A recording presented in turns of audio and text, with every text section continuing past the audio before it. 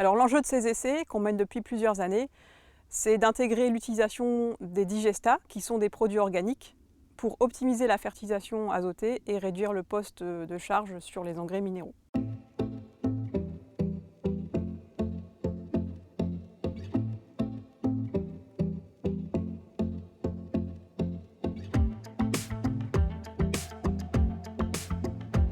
Bonjour et bienvenue ici sur cette parcelle à Estrémons, dans la Somme. Anne-Sophie Collard, donc je suis ingénieure régionale pour les Hauts-de-France chez Arvalis Institut du Végétal. Et donc on vous accueille ici sur une parcelle qui est en réalité un essai, qui est en 4 blocs, où on regarde la fertilisation azotée du maïs. Donc cet essai il a été semé aux alentours du 15 avril et comme vous pouvez le voir de première vue, il y a quelques feuilles qui sont un peu déchirées puisqu'on a subi un passage de grêle à la mi-juin. Alors l'objectif de cet essai ici, c'est d'ajuster la fertilisation azotée du maïs. La fertilisation, c'est vrai que c'est un facteur de production important qui va nous permettre d'exprimer le potentiel génétique des maïs. Et donc sur cet essai, on va tester à la fois une courbe de réponse pour évaluer si notre dose bilan prévisionnelle elle était justement calculée.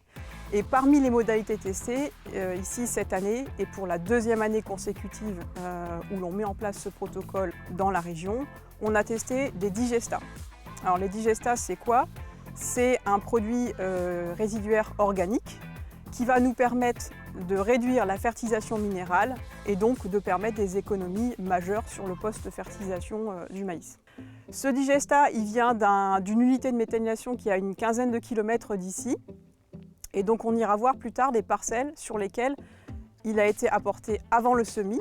Ensuite on a retravaillé le sol et derrière on a semé l'ensemble des petites parcelles de cet essai. Sur cet essai, je l'ai dit, il y a 4 répétitions, 4 blocs. Il y a aussi 13 modalités sur lesquelles on va tester différentes stratégies et différentes doses d'apport de l'azote. Donc on verra un témoin sans azote, avec des carences qui commencent à être bien marquées là sur les feuilles du bas.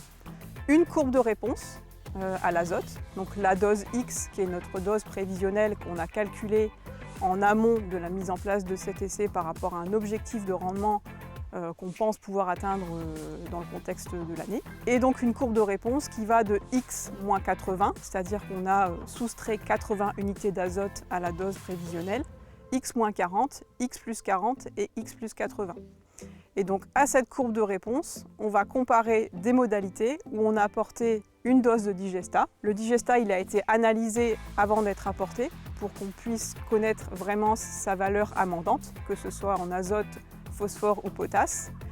Et donc ça nous a permis d'ajuster la dose de digestat à apporter sur les petites parcelles. Donc au final sur cet essai, ce qu'on va mesurer, c'est le rendement. Alors qu'on soit en grain ou en fourrage, on va pouvoir regarder à la fois le rendement ou la valeur alimentaire si on est en maïs fourrage. Et donc ça nous permettra de valider nos calculs de dose prévisionnelle.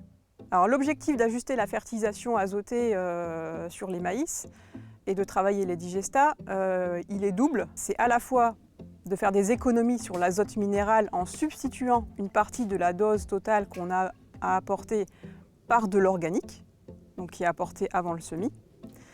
Un deuxième objectif qui est aussi important dans nos limons de Picardie qui sont quand même assez sensibles à l'abattance et au tassement, donc la fertilité physique qui est une question qui revient de plus en plus au devant de la scène. Mais le fait d'utiliser ces digestases, ça va permettre à long terme d'enrichir le sol en matière organique et d'améliorer cette stabilité structurale et cette fertilité physique. Donc qu'est-ce qu'on va en faire après de ces résultats d'essai? Nous, Arvalis Institut Technique, notre mission, c'est de synthétiser ces données de manière derrière à pouvoir les diffuser aux agriculteurs et aux techniciens, soit au travers d'outils d'aide à la décision. Sur la fertilisation, aujourd'hui on travaille sur des outils de pilotage en dynamique comme CHN, mais ça va être aussi de l'information technique qui va être mise à disposition via des visites d'essai, des colloques, des formations, et puis aussi vous allez retrouver sur notre site arvalis.fr de l'information technique écrite, alors soit des synthèses d'essais, soit des messageries techniques régionalisées.